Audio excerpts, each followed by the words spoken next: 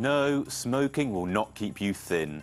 A recent study by researchers at the University of Copenhagen has debunked the oft-cited myth that smoking will help you to keep off the pounds. Instead, the study, which looked at 1.5 million Europeans who smoked, found that smoking actually increases belly fat. Let's take a closer look at why.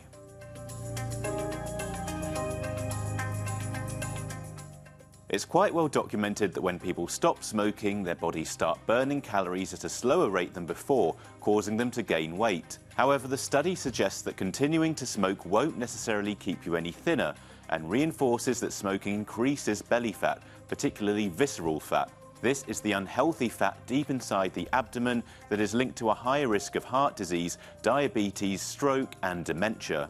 Researchers came to this conclusion by looking at genetic data on smoking and abdominal obesity, while taking into account factors like alcohol intake and socioeconomic status, to make sure that any links between smoking and belly fat were directly related to smoking and not other influences. theCUBE spoke to the study's lead author to explain the results. So our study disproved the simplistic notion that smoking leads to general weight loss by highlighting the causal effect between smoking and abdominal fat deposition.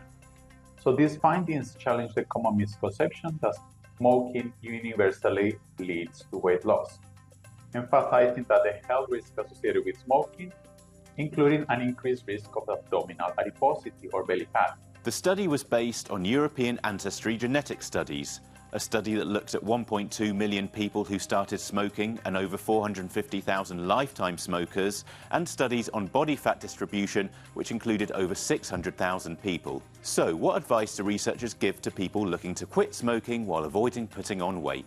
Yeah, that's a very important aspect. It is important to know that quitting smoking has numerous health benefits beyond potential changes in body fat distribution. So it's not only about your body fat in your abdomen. This study reinforces the previous body of research, as we all know that smoking is bad.